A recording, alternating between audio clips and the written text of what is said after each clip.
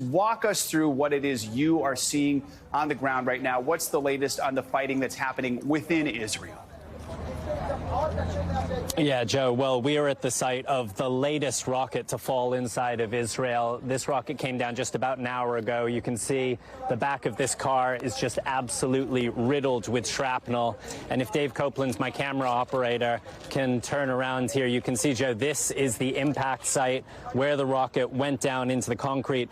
And the miracle here, Joe, is that literally 10 feet away from this rocket, and some sort of fuel tanker. You can see its windscreen shattered by the shrapnel, but almost miraculously, the fuel tank itself did not explode.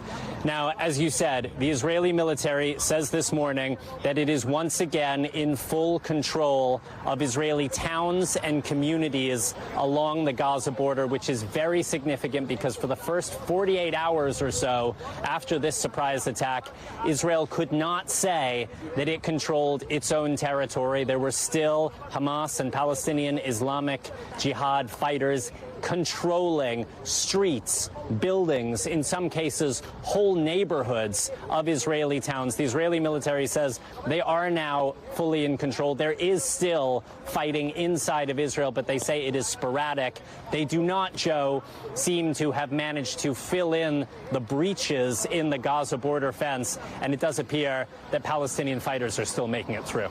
So, Raf, we are also watching the scenes inside Gaza that show buildings being flattened by the relentless Israeli airstrikes. And now we're hearing Israel is imposing a full blockade on the Palestinian enclave. Just walk us through the latest of what's happening in Gaza.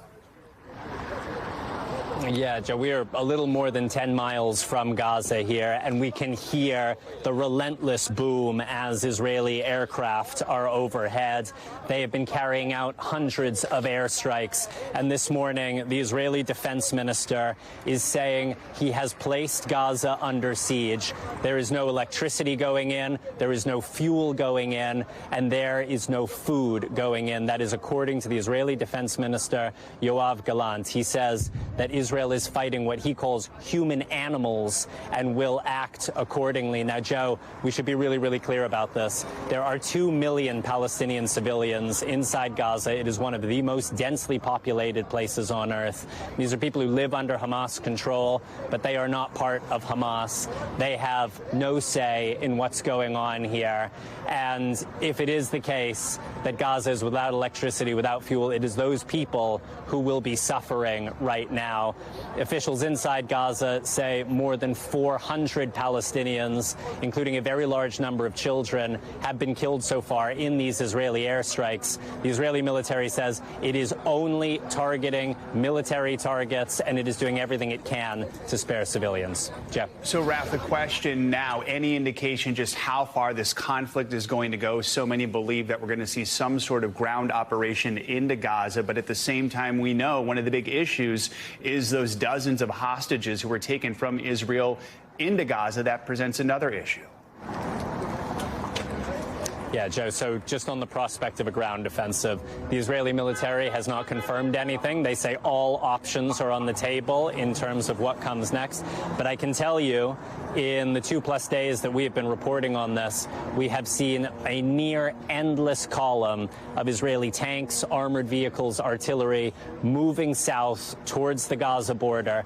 Every indication from what we can see with our own eyes is that Israel is preparing for a large-scale ground offensive. The Israeli military this morning saying they have called up 300,000 reservists, which is a number that you don't call up unless you are planning a very, very large operation. Just think about it, Joe. To take 300,000 people out of the workforce has a potentially devastating impact on the Israeli economy, but the Israeli government has decided it is necessary for security reasons. You may be able to hear the booms, Joe, from Gaza. Now, in terms of the hostages, this is perhaps the most complex hostage rescue operation that the world has ever seen. Hamas is saying today that 4 Israeli hostages have been killed by Israeli bombardment inside of Gaza. That is not something NBC News has been able to independently confirm, but it speaks to the great fear that Israel has, which is that as it carries out this military operation, it may be putting its own hostages in harm's way. Joe, we just came from speaking to a man. His name is Yoni Asher, his wife Doron, his 2 little girls, ages 5 and 3, were at their grandmother's house in southern Israel on Saturday morning when these Hamas militants stormed into the kibbutz that they're living. Joe, he was able to track his wife's cell phone movements, her iPhone, and he saw that cell phone moving from the site of her grandmother's house into Gaza, and he does not know where his family is today. Jeff. I cannot imagine what that man is going through right now. Raf, as always, we appreciate your reporting. You and your crew, please continue to stay safe. Thanks for watching. Stay updated about breaking news and top stories on the NBC News app or follow us on social media.